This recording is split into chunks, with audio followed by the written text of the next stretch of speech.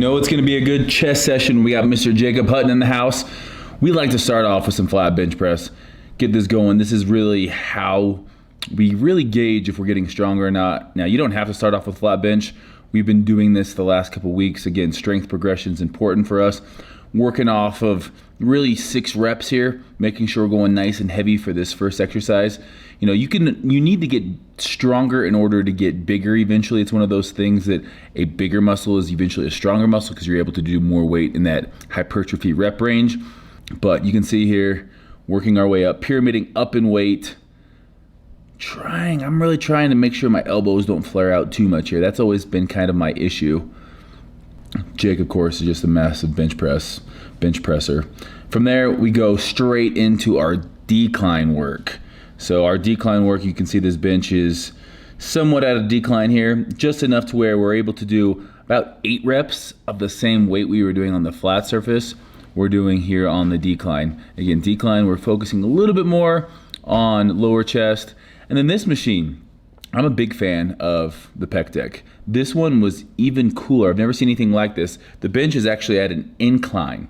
So it's an incline chest fly machine. And what we're doing is we're supersetting it with our decline. Going nice and heavy on the decline and then going 12 reps or so on the fly. It's just Jake, just repping it out. 315, no worries here. Strong triceps.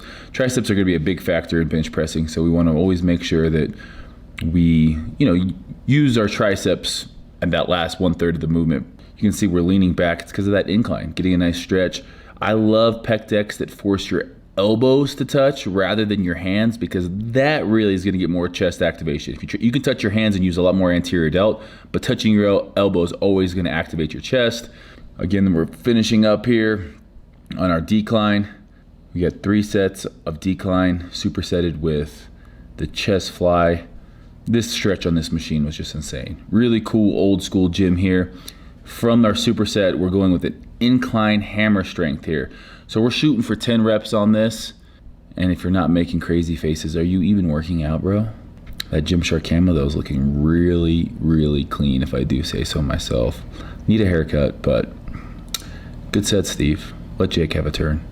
From there, we're going into our incline chest flies. Now, with this one, you can see I'm trying to keep my elbows somewhat, locked out. Not all the way locked out, but just a little bend in there.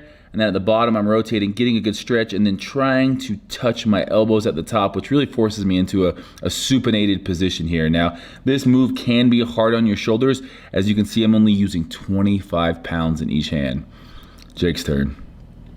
Shout out to Jake for the hat. That's not a hat I could pull off, but Jake, you're looking like white man can't jump. And no one's gonna say anything to you because your barbed wire tattoo is scaring all of us. Good stretch, all about that stretch here. Second set here, biggest thing, keeping the elbows to the side. The lats are engaged, so what I mean by that is my chest is out, my lats are down, and I'm pinching with my shoulder blades and then squeezing, pressing away at the top. I think I had one more in you. Well, you had one more in you, Steve.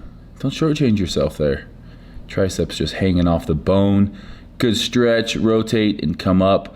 I really like doing my flies like this. Rotate at the bottom and then again, try to touch my pinkies together basically, which again, leaves me in a supinated position at the top. I think you guys can actually get that Gymshark camo shirt. It's been up on the site for a minute now. This was my first time wearing it. Again, this gym is about as old school as it gets. Every machine probably is older than me, but it's one of those things that they're just broken in just perfectly now. All right, last superset. We're going dips here for chest. You can see I'm not locking out at the top because again, I'm focusing on my chest here, not my tricep. So that I'm going below 90 degrees to get a good stretch, leaning forward, going all the way down, and I'm just going to failure here. So whatever you got, we're pre-exhausting and then going over to our cable fly. So going down, touching our hands, getting a nice stretch. Again, trying to keep the same elbow angle throughout the entire movement. Stretch, contract, same elbow movement. Jake does his dips a little bit differently than for my chest dips. He's getting a little bit more tricep in there as he keeps his body a little bit more upright. I try to bend over a little bit more. But this is a great finishing movement. We're forcing a lot of blood by supersetting these two movements, and you know, a lot of chest volume today. So this is a day that we focus on strength first, and then we're moving into some super high volume, forcing just a ton of blood into the chest on these last two movements, because you're gonna want to leave with a sick pump. You guys know that, I know that, you know. It's a chest day must. So we hit the strength movements, and then we move on and make sure that we're doing some volume. And that's the biggest thing. Get better. Before you come into a workout, hone in on what it is going to be that day. If you guys want to see more of this, check out Fitness Culture's website. Also, obviously, I got tons of videos on my channel. Make sure you guys like and subscribe if you haven't. I'm gonna go get a little shake.